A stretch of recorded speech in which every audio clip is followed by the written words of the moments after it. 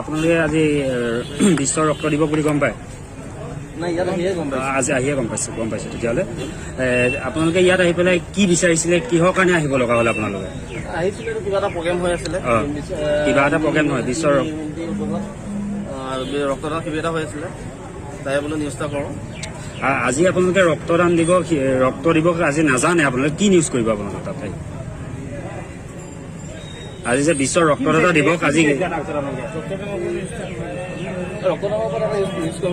আপোনালোকে বিশ্ব ৰক্তদাতা দিৱস হিচাপে আজি দিনটো নাজানে, তাৰপিছত আপোনালোকে কি থৰেদি ইয়াত আহি পইচা বিচাৰিছিলে? পইচা বিচাৰটো হয় নে হয়?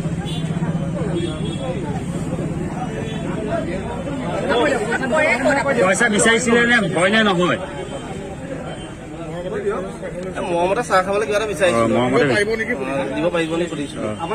যদি দিব নোৱাৰে নালাগে সেইটোৱে। আপোনাৰ নামটো? মোৰ নাম অভিজিত মহন। আপোনাৰ সহপাঠীজন? ক'ত কৰে? ইজন আপোনাৰ সহপাঠীজনে নৰ্থ ইষ্ট নাও।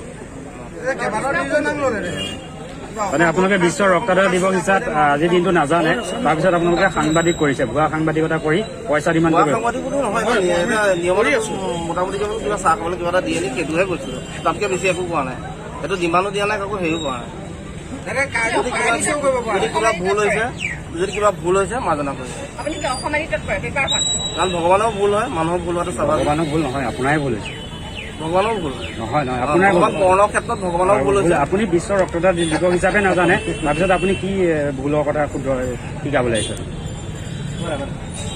এই ককাইৰ পৰা লৈ লওক এজনে।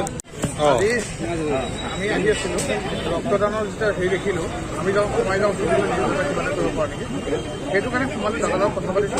তাৰপিছত এইখিনিতে কিবা এটা ক'লে, কাহিনী বিতৰ্ক হৈ গ'ল। কিন্তু আমি কোনো বেয়া হেৰি লৈ পেলাই অহা নাছিলো, আমি কোনো হেৰি লৈ অহা নাই। চাহ খাবলৈ কিবা এটা দিব নে তেখেতে ক'লে, কোৱাৰ পাছত নাজানো কি হ'ল, কথাখিনি ইমানখিনি পাতিলো।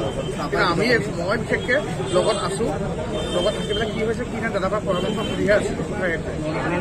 মোৰ ৰিলিফ পৰে, মই নৰ্থ ইষ্ট নাথটো লগতে অসমাদিত্য এতিয়ালৈকে জড়িত হোৱা নাই। আমি নিউজ চিফ দি থাকোঁ মানে তেওঁ অসমাদিত্য আৰু নৰ্থ ইষ্টৰ নিউজ চিফ দি থাকে, এতিয়ালৈ পাৰ্মানেণ্ট হোৱা নাই। কথা মই বিচৰা নাই, তেখেতে কিবা এটা দিব পাৰিব নেকি, জাষ্ট সেইটোৱে সুধিছিলোঁ।